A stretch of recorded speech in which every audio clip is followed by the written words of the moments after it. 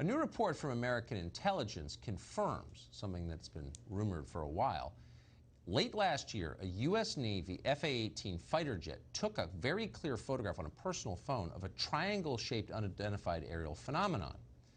That vehicle, whatever it was, appeared to be operating with a propulsion system that generated no visible exhaust. Hard to see how that could happen.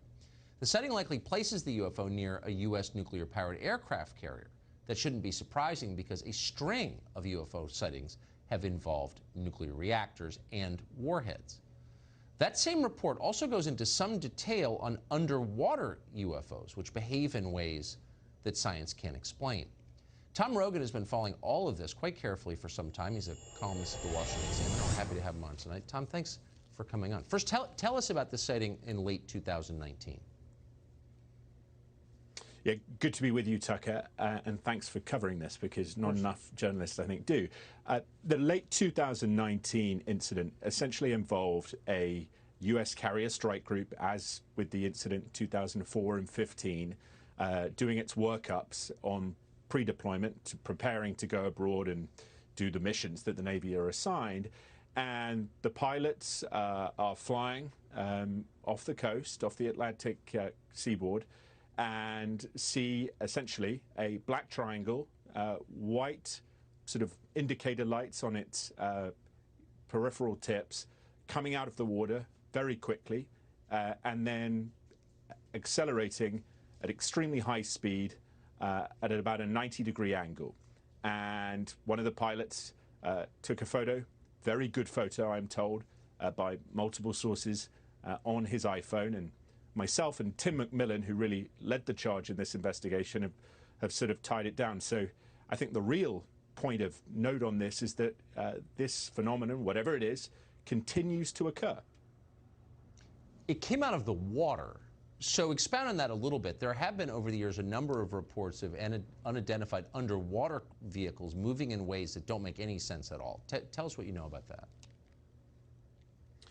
Yeah, this is one of the reasons the Navy is very sensitive about this topic, is because it essentially doesn't want either China or Russia in particular to figure out whatever these vehicles are, because they appear to be intelligently controlled, figure out how they do what they do, because they move at hundreds of knots under the water, or at least they can, and they maneuver in ways that would essentially render a submarine or an aircraft carrier or any, quite frankly, military warship extremely vulnerable to attack. And the capabilities, because of what we understand in terms of friction under the water, right, that these things manifest, and then what they do in the air as well, you know, this is some special stuff, whatever it is. Well, a bullet doesn't travel hundreds of knots an hour underwater for long. I mean, I don't think any human-made object ever has. We've never imagined something like that. So what could be the explanation? Right. You know, and it's very interesting. The Russians have a new system called Canyon, which is an underwater drone system that travels very fast, but nowhere near as fast as these things, and is nuclear powered. And so it's a very different propulsion system.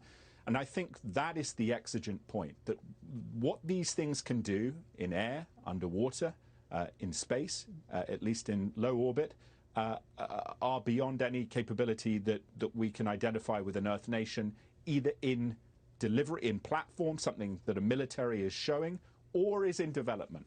Right. Or has even been conceived of. I mean, let's be honest. This is really out of the realm. Tom, great to see you tonight. Thank you for that report. Right.